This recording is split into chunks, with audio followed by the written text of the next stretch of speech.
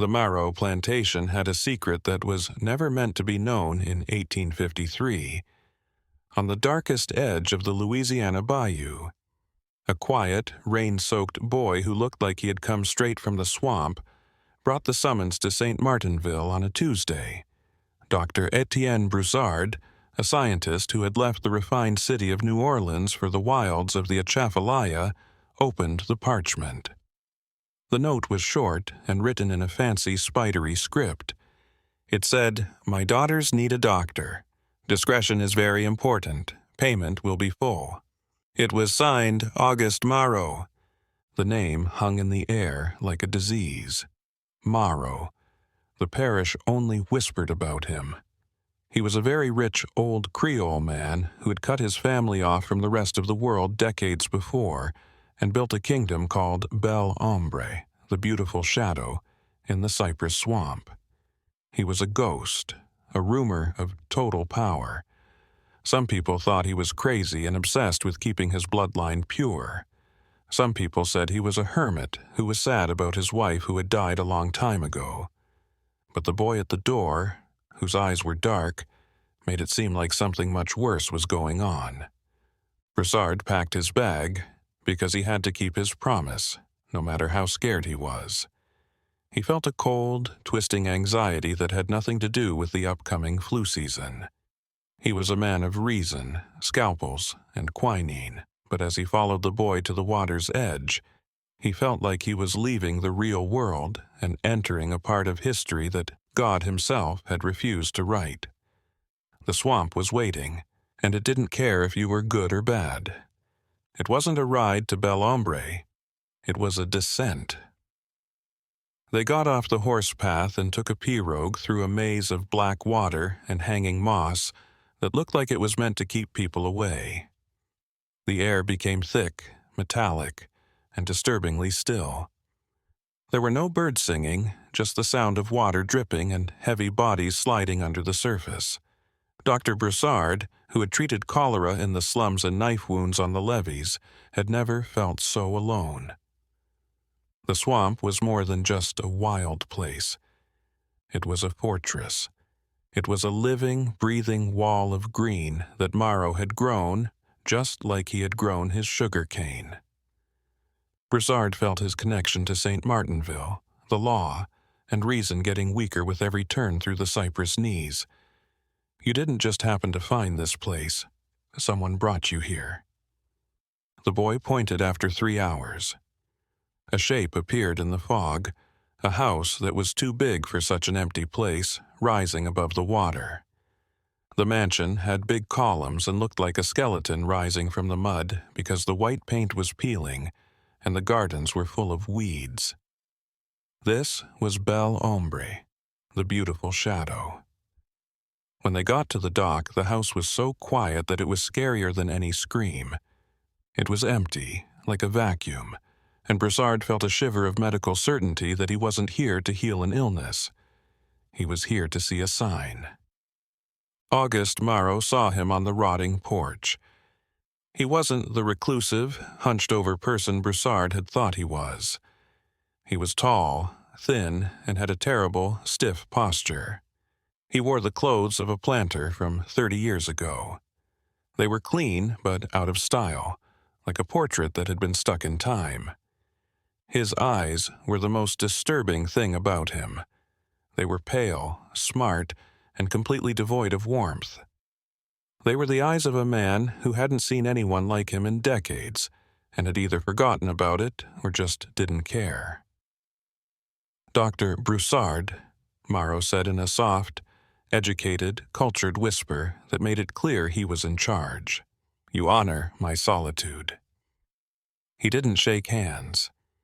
He pointed inside, and the gesture was more of a call than an invitation. The inside of the house was too hot. Heavy curtains were pulled down to block out the sun at noon, making the grand foyer look like a cathedral. The air was stale and smelled like dust, wet plaster, and something else that was sweet and rotten. There were no servants or sounds of life, just the ticking of a single fancy clock. Marrow's voice echoed slightly in the quiet as he said, My daughters are the only thing of value I have. Their health is my only concern. I trust that your reputation for keeping things to yourself is well earned. What you see here is a private family matter. It is God's will." Broussard nodded, and all of a sudden his bag felt heavy and useless. "What are their symptoms?" Morrow smiled, but his lips tightened and his eyes stayed cold. "They're sick. A shared illness, you'll see, this way." He took Broussard up the grand, curved staircase to the heart of the shadow. "We need to stop here so you can understand what power meant back then and there." The Napoleonic Code was still the basis of the law in Louisiana in 1853. A father, who was also the patriarch, was not only the head of the family but also the owner of it. His power was almost complete, and his home was like a country where the law didn't want to go. August Marrow was more than just a father. He was also a king, a priest, and a jailer in his own kingdom. The whispers in St. Martinville weren't just rumors. They were a way to keep history hidden. They talked about Marrow's wife Isabel, a beautiful woman from New Orleans who, according to reports, had gone crazy years ago. They said she had tried to run away, saying that Marrow was a monster. He took her back, and she was never seen in public again. The official record says she died of swamp fever, but the rumor, the whispered historical rumor, was that she was locked in an upstairs room for the last 5 years of her life. Marrow had not only cut his family off from the rest of the world, he had also cut it off from itself, removing any part that did not obey him. He had already taken one person out. Broussard was about to find out what had grown in her place as she walked down the dark, quiet hallway. He was about to find out how truly horrible Marrow's purity was. That house was not empty. It was full of silence. It was the sound of voices that had learned a long time ago that yelling didn't help. Marrow stopped at the end of the hall, in front of a big cypress door. He used a key. He opened it. "They are sensitive to the light," he said, as if he were talking about a fragile flower. "Quiet is what they need." He opened the door, and the smell hit Broussard first. The close, personal smell of sickness, unwashed bodies, and fear. The room was huge. It used to be a ballroom, but now it's a dormitory. There were 5 beds in a straight line, and each one had a young woman in it.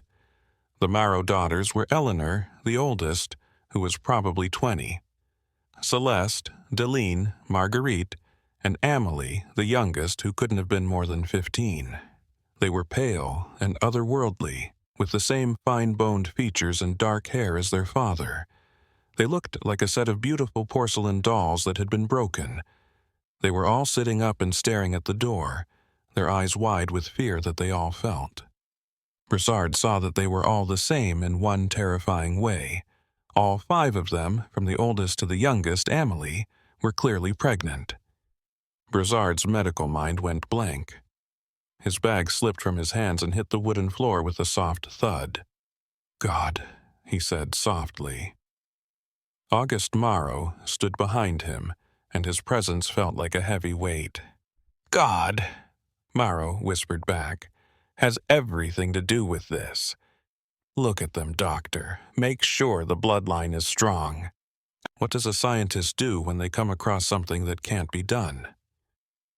He goes back to procedure. Dr. Broussard's hands were shaking as he picked up his bag and walked over to the first bed. Eleanor, she flinched, shaking all over her body, but didn't say anything. She just looked at her dad, who was standing by the door with his arms crossed and watching. Broussard's exam was a nightmare of clinical observations. He saw that they were malnourished, had bruises on their wrists, and were very mentally disconnected. Every daughter was a study in fear. Celeste and Deline wept silently, tears rolling down their faces without a single sob, as if even their grief was under Marrow's absolute control. Marguerite simply stared at the wall, humming a tuneless, repetitive melody. But it was Amélie, the youngest, who broke Broussard's professional facade. She was just a child, her body barely capable of supporting the grotesque burden it had been forced to carry. When he touched her, she whimpered, a small animal sound. "Who did this to you?" Broussard asked, his voice rough. "When were you visited?" The question was absurd, and he knew it.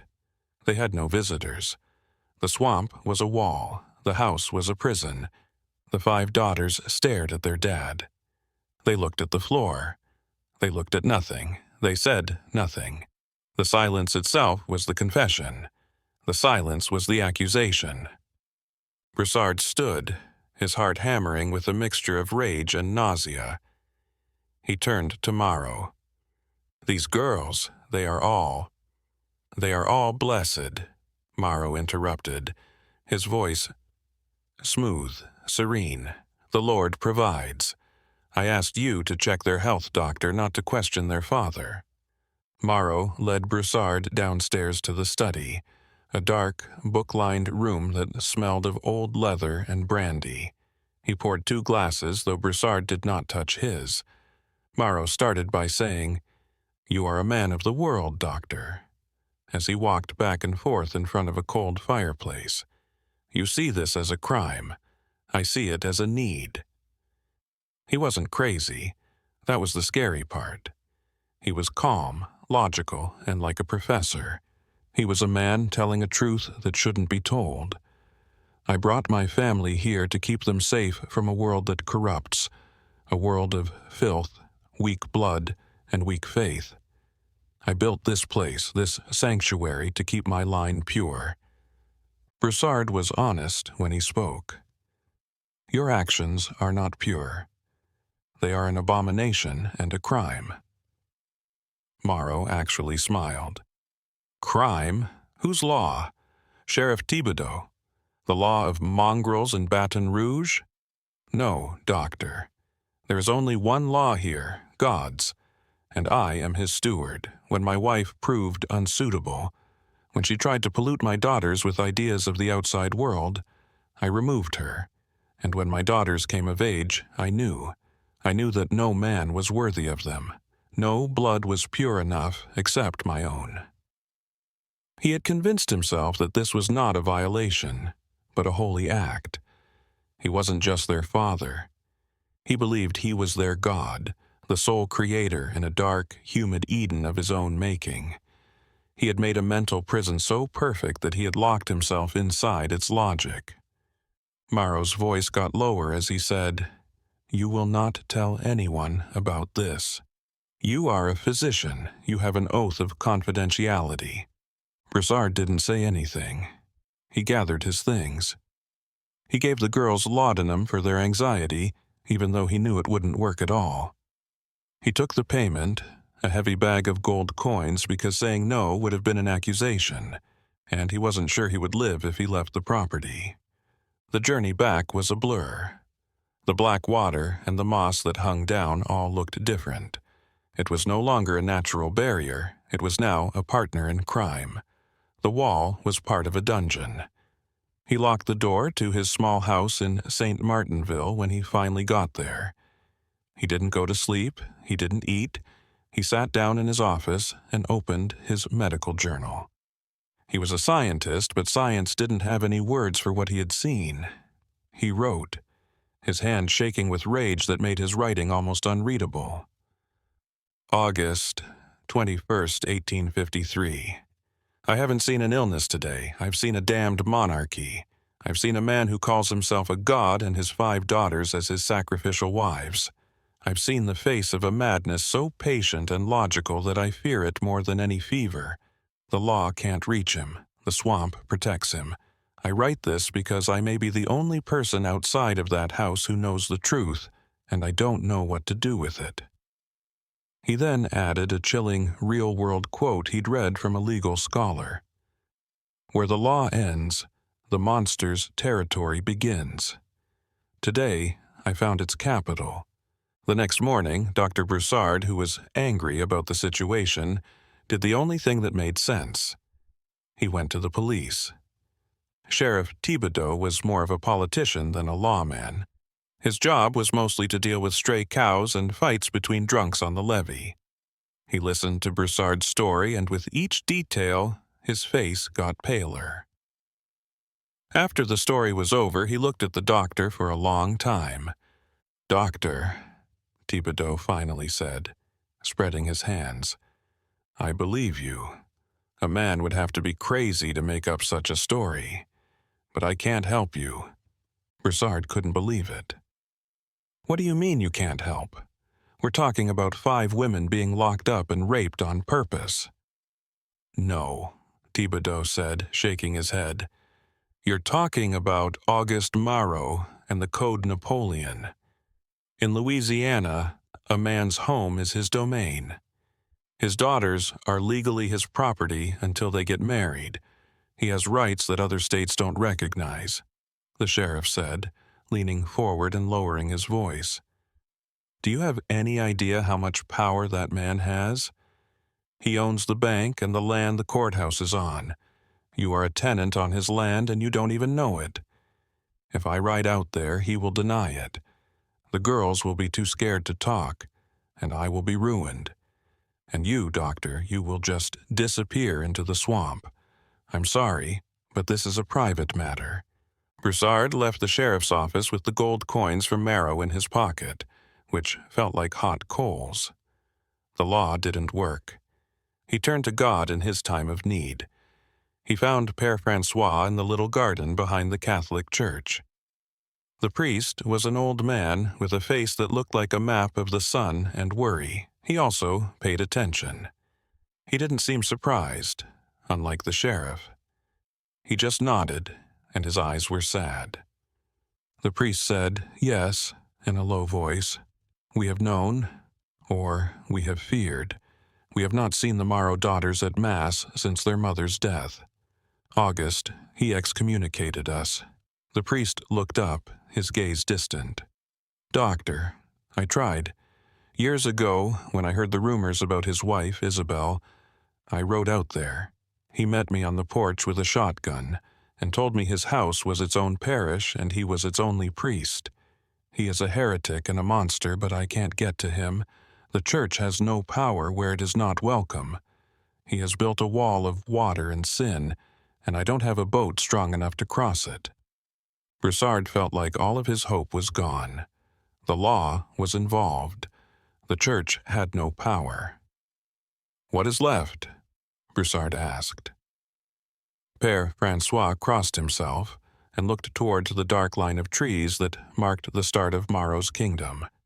"What is left, my son? Only prayer and a quick death for them." The system of silence is very scary. It's a secret power structure, and everyone agrees not to talk about it. Broussard felt the change after he went to see the sheriff and the priest. The town of St. Martinville, which used to be friendly, became cold. People who were supposed to see him started to cancel their appointments. People would cross the street to avoid looking at him. He had done the unthinkable. He had said the name of the shadow out loud. He had tried to pull the monster into the light, but the town was scared that the monster would pull them back with him. Marot didn't have to do anything at all. He didn't need to make a threat. He had so much power that people were afraid of it. Just like the Marot daughters, Broussard was being cut off from everyone else. People were pushing him to the edge by calling him a troublemaker, a liar, and a madman. It was a classic case of psychological control. What would you really do? Would you save yourself? Would you run back to New Orleans and try to forget the 5 pale faces in the dark? Or would you stay strong even though you knew you were completely, terrifyingly alone? Broussard stayed. He stopped taking care of patients. He locked himself in his study and started to write. He wrote down everything, from every detail to every observation to every timeline. He wouldn't let this history be hidden. He would be their witness if he couldn't save them. Broussard began to dig. If the present was locked, maybe the past had the key. He started to ask questions about Isabelle Marot, the mother. The official story was that swamp fever killed them quickly and tragically, but when he talked to the oldest residents, the ones who remembered the Maros before they disappeared, a different story came out. One that changed everything. Isabel wasn't a hermit. She came from a powerful family in New Orleans and was a lively, social woman. She liked to party. She liked music. For her, moving to Belle Ombre had been like being sent away. A former servant, now an old woman living in a shack on the edge of town, finally spoke. She shook as she did. She tried to leave right after the last girl, Amelia, was born, she said. She said, Monsieur had unnatural affections. She was taking the girls to her family in the city. He caught her at the river heap, broke her arm, and dragged her back to the house. The old woman looked at Broussard, her eyes pleading. He locked her in the upstairs room because she was going crazy, he said. We could hear her crying sometimes, and then nothing. He told us she had died of the fever, but he buried her himself in the garden, doctor. He wouldn't even let Père Francois bless the grave. This wasn't something new that happened. This was a pattern. This crime had been going on for a long time, starting with the mother and now, in a horrible way, ending with the daughters. Can you believe that? That evil man who spends 20 years building a prison not of bars, but of fear, isolation, and twisted theology, has the most methodical and patient mind. A man who erases his wife and then, one by one, replaces her with her own kids. You shouldn't know this, but this is how these little kings and shadow elites work. Not only do they break the rules, but they also make their own. They create a bubble of reality around themselves and make everyone inside it share their craziness or die. Broussard realized that he wasn't fighting a person. He was fighting a system, a perfectly designed, self-contained ecosystem of horror. Morrow had thought of everything. The law, the church, the fear of his neighbors, and the fact that his victims were completely dependent on him. Because the daughters thought there was no outside to be rescued to, they couldn't be saved. Their dad was everything to them. Broussard was afraid that their father was the beginning and the end, and that he was the father of their children. How do you beat a god? You don't. You need to figure out how to make him human again. You have to find a way to break into his perfect, stifling world. Weeks turned into a month. September. The air got thicker and the heat got worse. Broussard's business was over. He lived off his savings, and his journal was his only friend. In a town that had chosen to forget him, he was a ghost. He had nightmares about the 5 pale faces, the door that was locked, and Morrow's cold, logical eyes. He was about to give up and believe Père Francois was right. They were already lost. Then she came, the same girl who had sent the first message. At midnight, she showed up at his back door as a small, wild animal. She had run for miles through the swamp, holding something in her hand. She handed it to Broussard and then disappeared into the dark. It wasn't a letter. It was a piece of embroidery that had been taken off a sampler. There were 2 words crudely sewn in red thread. Emily Soon. Below the words was a dark, bloody fingerprint. Eleanor, the oldest, sent it. A warning, a request, soon. Emily, the youngest and weakest, was about to die. The kid was in labor, or worse. Broussard suddenly and clearly knew that he had to go back. He had to go back to the house that scared him in his dreams. He wasn't going as a doctor this time. He was going as an intruder, and he couldn't go alone. Broussard knew he couldn't break down the gates. The sheriff was useless, and the priest had no power. He needed a different kind of gun. He needed a key to a lock that wasn't made of metal, but of law, and there was only one man in Louisiana who had that key. He went to see Monsieur Leblanc, the public notary for the parish. Leblanc was a picky, exacting man who lived for the sanctity of the written word. He was a creature of seals and ink. In the Creole legal system, a notary was more than just a witness. He was a kind of judge. His verified actions were as strong as a court decision. Broussard made his case clear, not the shocking details that Leblanc would have called fantasy. He put it in terms of property and inheritance, which Leblanc could understand. Broussard said, "Monsieur Marot is keeping his daughters against their will. I think he is mentally and physically unwell. His daughters are the rightful heirs to their mother's money, which he controls. I have reason to believe that the youngest, Amélie, is dying. We need her testimony and a legal document with witnesses." Leblanc's eyes lit up when someone talked about inheritance law or a dying deposition. He got this. This was a crisis in the law. He said yes. They would go to Bel Ombre with paper and ink, not guns. They would use Marot's own old-fashioned legal system against him. The second trip to Bel Ombre was even scarier than the first. Broussard knew what was waiting for him in the dark this time. He and Leblanc, the small, picky notary, made a strange pair in the boat. Leblanc held on to his important bag of papers, quills, and ink. His face was pale with the fear of a city man in the swamp. Broussard had a heavy revolver hidden in his medical bag, but he knew that if Marot said they couldn't leave, they wouldn't. When they got to the dock, the house was still quiet and scary. Marot met them on the porch. When he saw Leblanc, a notary, his eyes narrowed. His voice was cold. "I called a doctor." Broussard stepped forward, his heart racing. "Mr. Marot, your daughter Amélie is very sick.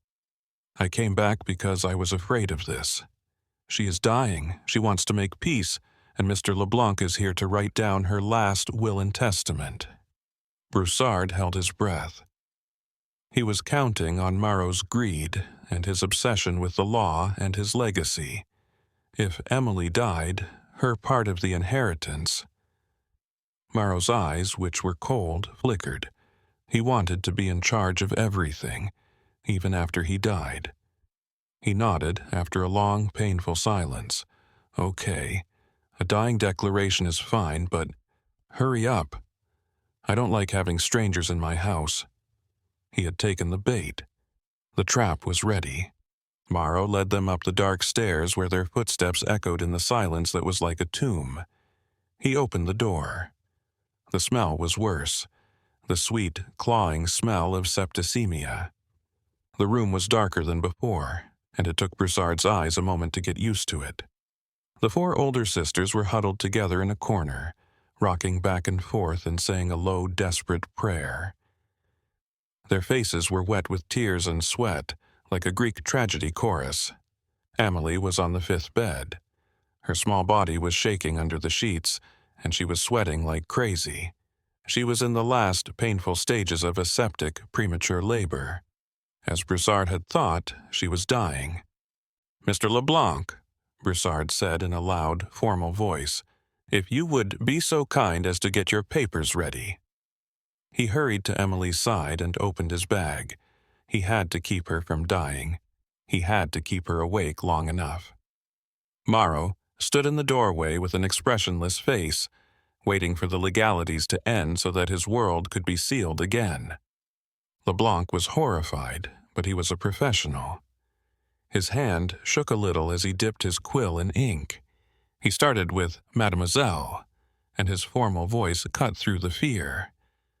"Do you want to make a final statement in front of these witnesses?" This was the time.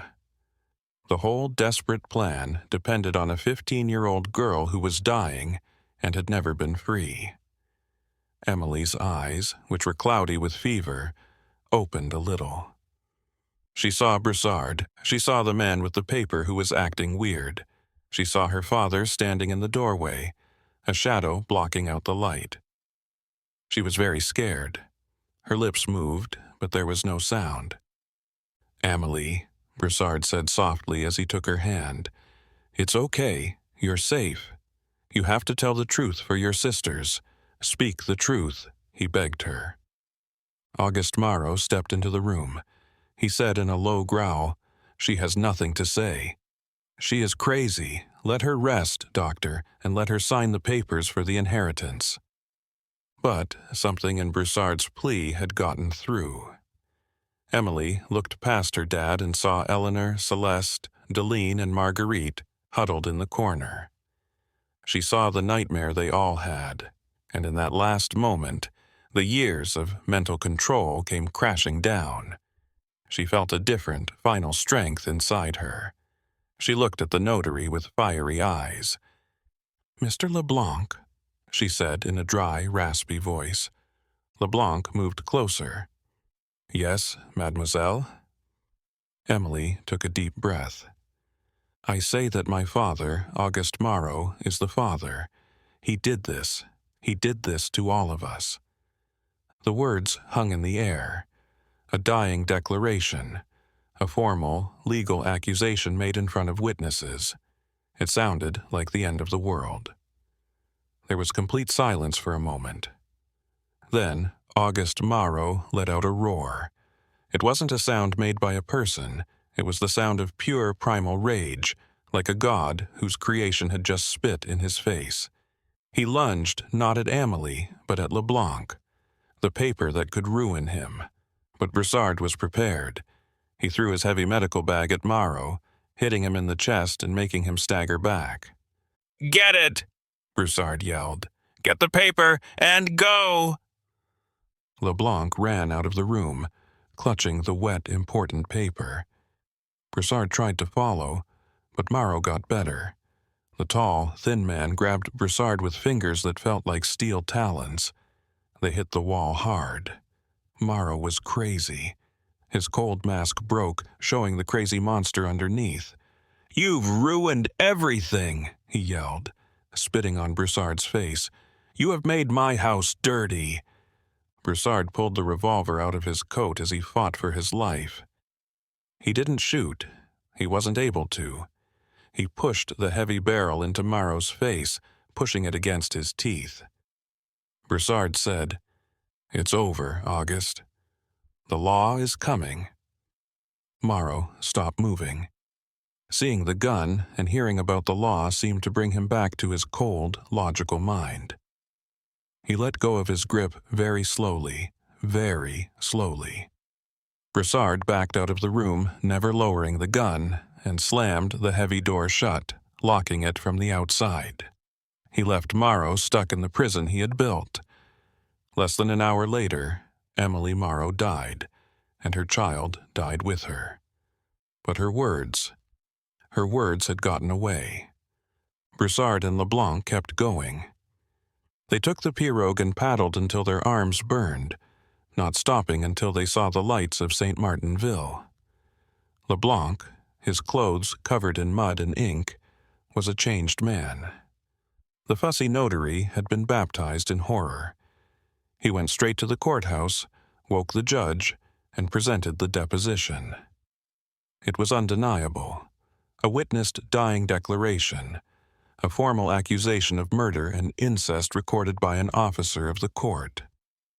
The personal domain of August Morrow was officially, irrevocably breached. Sheriff Thibodeau, faced with a direct, undeniable legal order from the judge, could no longer hide behind the Napoleonic Code. The hidden power system had been exposed, its gears jammed by the testimony of a dying child. By dawn, the largest and most heavily armed posse the parish had ever seen was assembled. They weren't just riding out to arrest a man. They were riding out to conquer a kingdom. They were riding out to bring Bel Ombre, the beautiful shadow, crashing into the ground. The arrest was a letdown. The house was quiet when Thibodeau and Broussard led the posse to the plantation. They didn't find Morrow in the locked room. Instead, they found him in his study. He was sitting at his desk in his perfectly clean, old-fashioned suit, calmly reading a book of philosophy. He had not tried to run away. Where would he go? He only wanted to live in the world he had made. He looked up at the men as they came in, his eyes cold and judging. He didn't show fear or regret. He just looked down on them with quiet, arrogant contempt. He closed his book and said, "Sheriff Thibodeau, you are trespassing. These are private lands." "August Morrow," the sheriff read from the warrant, his voice shaking. "I arrest you for the murder of Emily Morrow and for other crimes on behalf of the state of Louisiana." Morrow just nodded, as if he had been expecting it. He stood up, fixed his cuffs, and put his hands out for the restraints. While they were taking him out of the house, he saw Broussard. He stopped, and for a second his mask of control almost fell off. "You, doctor," he whispered, his voice full of poison stronger than any snake in the bayou. "You have not saved them. You have condemned them. I gave them a life. You have given them shame. They will be pariahs, monsters for the world to pity and despise. You should have left them in the dark." And as they took him away, Broussard couldn't stop thinking about one horrible thing. What if he's right? It wasn't freedom for the 4 surviving daughters. It was a transplant. Eleanor, Celeste, Deline, and Marguerite were taken from Belle Ombre. They were taken to a convent in New Orleans, where Ursuline nuns run a place of charity, in the dark. But they weren't free. How could they be? They were spirits. They had lived in a mental prison their whole lives, and the world outside was blinding and scary. They didn't know how to do anything. They didn't know how to read or write, and they didn't know how to deal with money, society, the law, or even other people. In every way that mattered, they were kids in grown-up bodies, and they were all pregnant with their father's or brother's children. The nuns were nice, but they were also women of their time. They were shocked. They thought of the daughters as vessels of a terrible sin, living proof of a deep stain. The Morrow sisters were kept in a private part of the convent. They were given clean clothes, food, and time to pray, but they had only moved from one locked room to another. They had gotten away from their father's shadow, but now they were in their own shame. They were living proof of a hidden past, and society, even charitable society, didn't know what to do with them. The trial of August Morrow was the biggest news story of the decade, but it was only talked about in whispers. The judge cleared the courtroom because he was afraid of a public scandal and the loss of morals. People thought the testimony was too shocking and disgusting for the public to hear. They called it the Morrow tragedy, or the case of the recluse planter in the papers. They never, not once, told the truth. They talked about abusing a father's power and keeping someone in jail without cause. They tried to avoid the one simple, horrible word by using every legal euphemism they could think of. One by one, the 4 daughters were brought in to testify, covered and in the dark. They told their tale. They spoke in whispers, their voices barely audible, about the long, dark years after their mother died. They talked about the quiet, the loneliness, and the lessons their father taught them. They talked about the nights he would come into their rooms with a Bible and say that this was God's will, and that it was the preservation of a sacred line. Even the courtroom, which was full of tough lawyers and judges, was sickened and quiet. This wasn't just a crime. It was a horrible way of thinking. It was a man who made up his own private, blasphemous religion and made his daughters his first and only followers. And what did Morrow say in his defense? He didn't really give any. He spoke for himself, not to ask for mercy, but to coldly and arrogantly explain why he did what he did. He was clear. He was smart. He thought he was innocent, though. "They were mine," he told the court, his voice full of certainty. "They were my blood, my property, given to me by God, just like this land. The world outside, your world, is a cesspit of weakness and corruption. I did what I had to do to protect my legacy. I kept my bloodline pure. What I did, I did as a father, as a steward, and as the only authority in my domain. You are not judging me for a crime. You are punishing me for my perfection. You are weak, and you are punishing me for my strength." He didn't feel bad about it. He didn't seem to understand that he had done something wrong. He had made his mental fortress so strong that even the truth couldn't get through its walls. He really thought he was the victim until the very end. He was the martyr, and the daughters, the court, and the world were the sinners. There was never any doubt about the verdict. Guilty. But what did they do wrong? There was no clear framework for this in the law in 1853. He was found guilty of second-degree murder for Amelie's death, which was caused by his actions and refusal to give her proper medical care. He was found guilty of several counts of sexual assault and illegal confinement. But the sentence showed how deeply uncomfortable the time was. The court wanted him to leave, but it didn't want to make a scene. They didn't hang him, maybe because they were afraid of what he might say from the gallows. August Morrow was given a life sentence with hard labor. He was chained and rowed to the newly opened Louisiana State Penitentiary, Angola. It was a desolate, fever-ridden swamp plantation that was, in its own way, a bigger and more brutal version of the prison he had built for his family. The official record of August Morrow ends when he goes through the gates. He was gone, just like he had tried to get rid of his wife and the outside world. The system had, in its own awkward way, found a balance. But the father isn't the end of the story. The victims keep the story alive. The 4 surviving daughters gave birth in the convent in New Orleans. Eleanor, Celeste, Deline, and Marguerite. There were 4 kids, 3 boys and 1 girl. Kids born from a nightmare. Children who were both August Morrow's sons and grandsons. What do you do with kids like that? What does society do? The church acted quickly to get rid of the evidence using both its wisdom and its fear. The mothers were taken away from their children right away.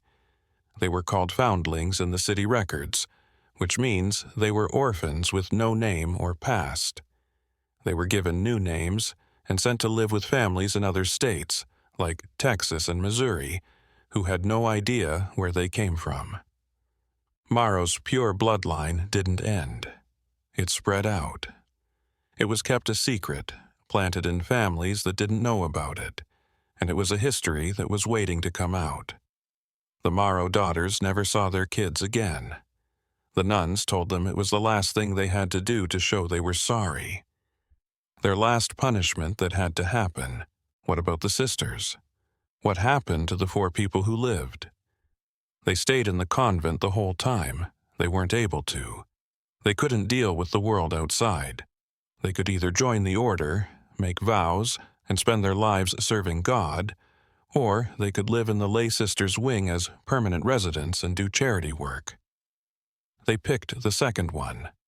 They were alive, but they weren't really alive. There was a strange, quiet group of 4 women who lived in the convent's garden. They never spoke to anyone outside the convent, and they would flinch at the sound of a man's voice. They would spend hours staring at the walls of the chapel. They got older. They got older. They all died one by one, from natural causes, from sadness, or, you could say, from silence. Their graves are in the convent cemetery where simple stone crosses with only their first names on them mark their graves. Eleanor, Celeste, Deline, and Marguerite. They were the victims, the witnesses, and the last proof that the Morrow secret existed. They were free, but they were never really free. The secret also ruined Dr. Etienne Broussard's life. He went back to St. Martinville, but he couldn't work. He couldn't sit with a patient, listen to a cough, or set a bone without thinking about the Morrow daughters. He couldn't stop seeing what he had seen. He became a hermit, just like the man he had killed. His journal was his only friend. For the last 20 years of his life, he was obsessed with writing about the case. He talked to the members of the posse. He made copies of the court records. He wrote letters in an effort to find out what happened to the adopted kids, but he never succeeded. He became the secret, unofficial historian of Bel Ombre. He died alone in 1875, and when his family cleaned out his dusty, quiet house, they found the journals. They discovered the whole terrible tale. They were good, honest people, and they were shocked. They felt bad. To protect the family name, they did what they thought was right. They put the journals in the ground with him. They also chose to be quiet. The parish took over the plantation for Maro's debts while Bel Ombre was in the house. But who would want to buy it? Who would want to live there? The land was rich, but the story had poisoned the soil. It was empty.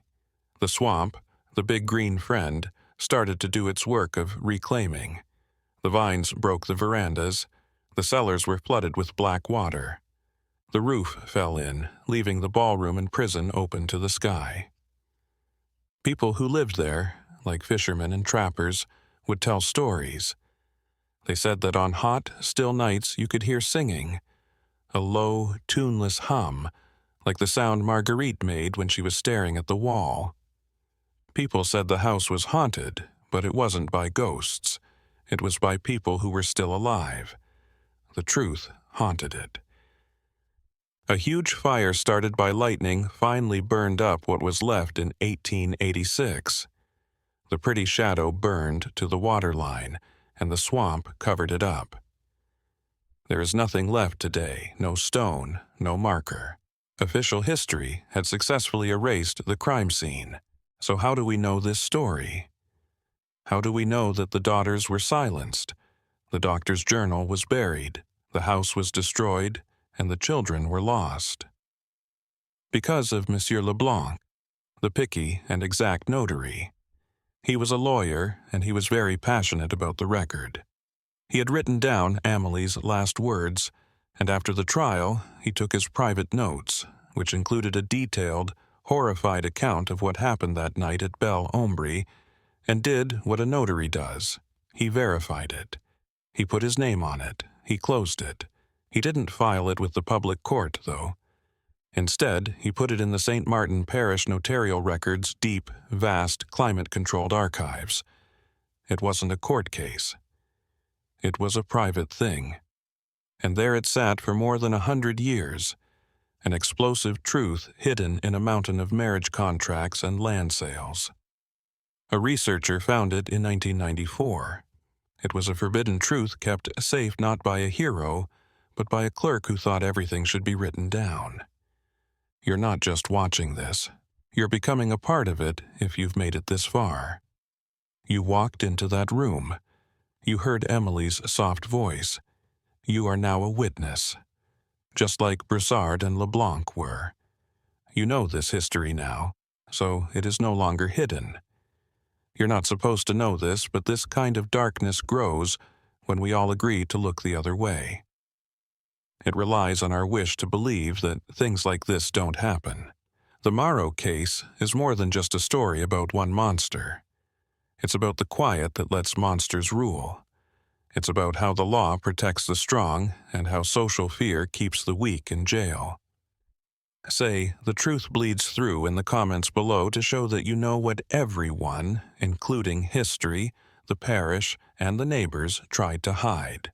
Now you are a part of the record. You are the witness that the Maro sisters never had. This wasn't just lust. Let's be clear about the psychology. If you think of this as a simple, immoral crime, you are missing the real horror. This was about who had the most power. This was all about power. Auguste Maro was a very, very self-centered person. He didn't see his daughters as people. He saw them as parts of himself, his property, and his blood.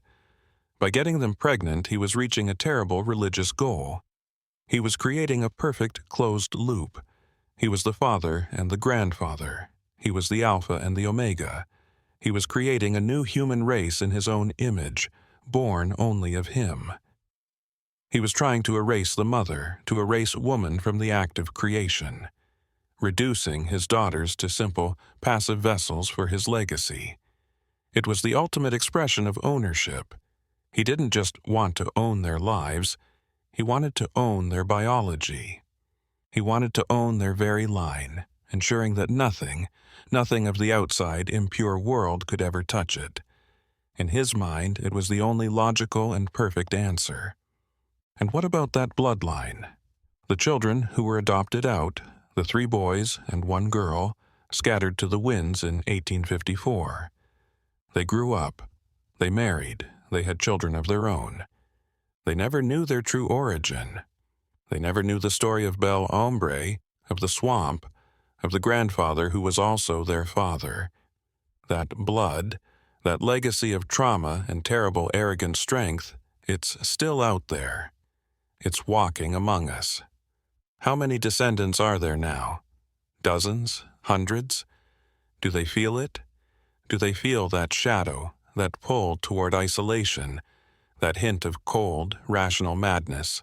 Or was the secret buried so deep that it finally, mercifully, died?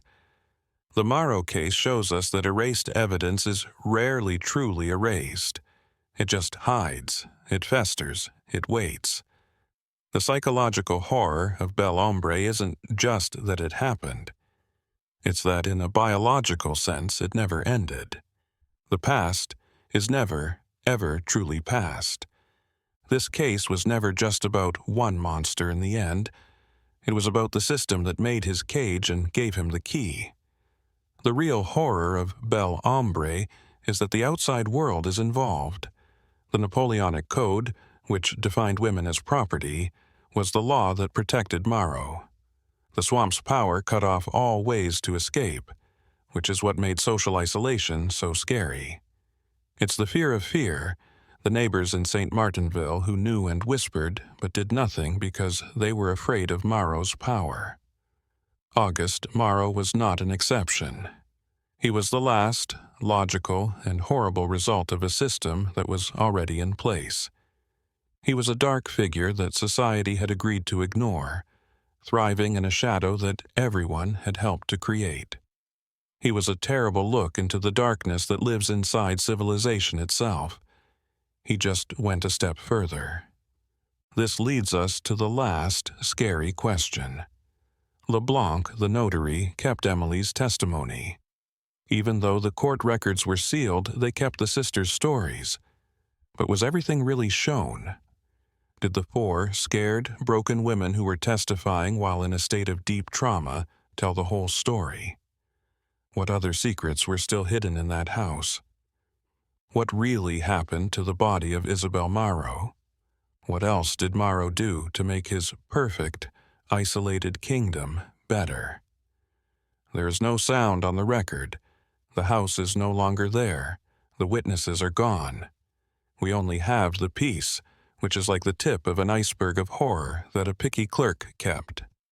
The full, horrible truth about what happened at Bel Ombre is still a mystery.